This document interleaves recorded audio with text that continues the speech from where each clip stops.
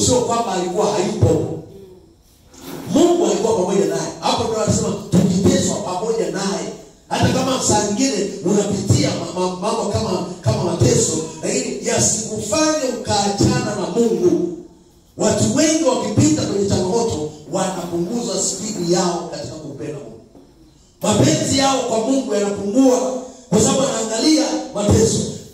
Ngoja nikwambie, kumwamini Yesu ni pamoja na hayo yote. Njia alizopitia lazima tupitie. Kuna wakati Yesu alipita kwenye upinzani mkubwa. Na wewe kama mtoto wa Mungu ambao unarithi pamoja na Kristo, kuna wakati waweza kupitia hayo. Lakini hata ukipitia hayo usikate tamaa. Kwa sababu unajua kabisa katika hayo mapito Kristo Yesu yuko pamoja nami. Tunapita pamoja naye. Anasema na kutukuzwa pamoja. Kwa sababu kadri tunavyoishi maisha ya kiroho, tunapopita kwenye zile changamoto za mateso, mwisho wa siku tunatukuzwa. Ukiangalia kwa mfano maisha ya Yusufu, wakati ambapo amekutana na ndoto, Mungu amemwambia kwamba atakuwa mkuu katika familia yake. Ndugu zake walipata hiyo tafsiri mapema, wakaanza kumchukia na kuanza kumshambulia. Na hiyo ndoto yake shetani akaanza kupiga vita, akaanza kusukwasuka mpaka anauswa, anadumbukizwa kwenye shinani, anapelekwa mpaka nyumba ya Potifa, anapelekwa gerezani.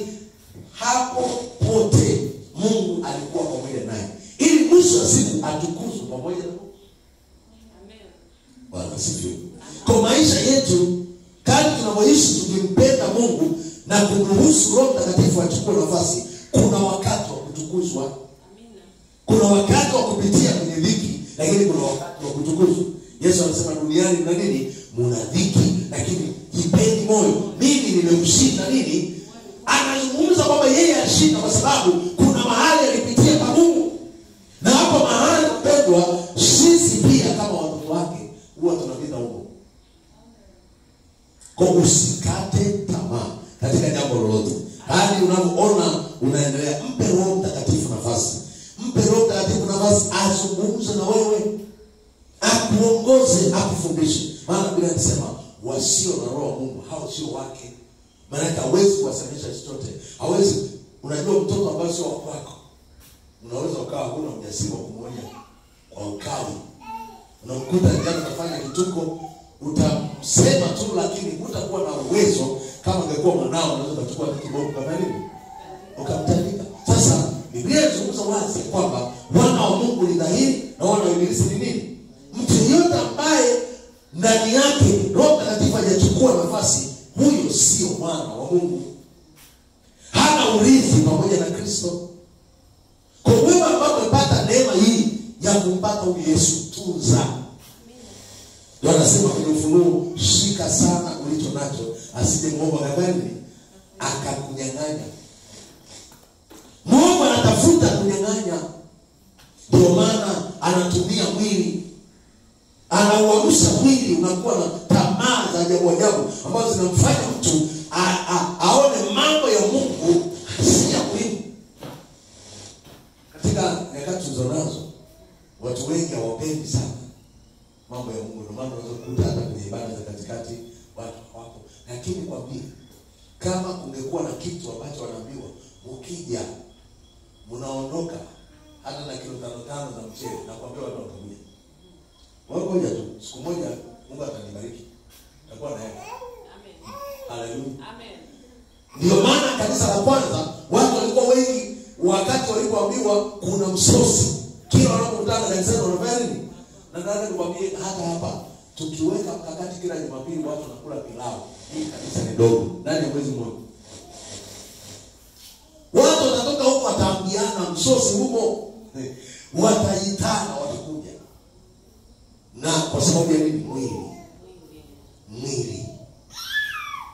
Lakini kama tungefika mahali tukakua, tukajua mambo ya kiroho vile yalivyo na umuhimu, hata mambo ya mwili tusingeyapenda. Kwa sababu kwa mfano hata sasa ukiangalia watu wengi wako busy wanakimbizana na hela na nini na maisha, sawa? Lakini siku ya kuondoka ikija, mtu anaacha kila kitu. Yaani watu wangejua hicho kitandawili kilipo, kwamba hata ningejisukua nikakusanya hela zikajaa jengo hili, nikakusanya na magari na nini na pesa zote zikawa na kwangu, lakini siku ikifika mtu anazima vile vitu vyote sio vya kwake, wanaanza kutumia wengine hata ambao hawakustahili, wanachukua wanaanza kuzitumia, zinakuwa za kwao. Huyu mtu angejua kwamba kuna saa hiyo nitahama kutoka kwenye ulimwengu huu ghafla, na hata kila kitu ambacho nilikuwa najisumbua na kukihangaikia, alafu ninatoka kwenye ulimwengu mwili naingia kwenye ulimwengu mwingine ili nikutane na aliyeniumba, nitoe hesabu ya maisha niliyokuwa nayo duniani. Laiti watu wangekuwa na hilo wazo, hakuna mtu angekosa ibada, hakuna mtu angezembea katika mambo ya Mungu. Kila mtu angesikia tu kwamba inalazimika kuhakikisha na kuwa na spidi katika swala la Mungu, kwa sababu kuna saa inakuja ambayo haina taarifa.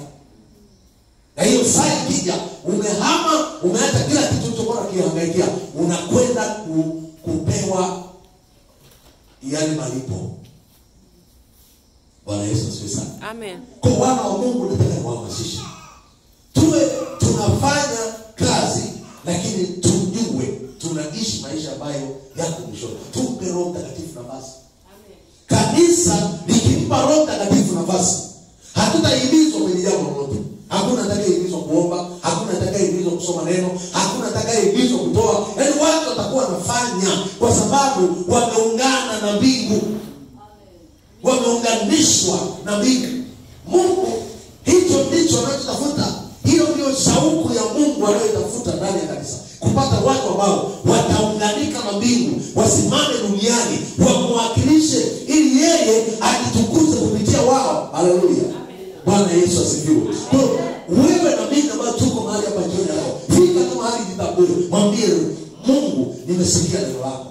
Nataka kuwa mrithi wa mambo ya Mungu. Nataka kuwa mrithi wa nguvu za Mungu. Huwezi kuziona nguvu za Mungu kama uko kwenye mwili.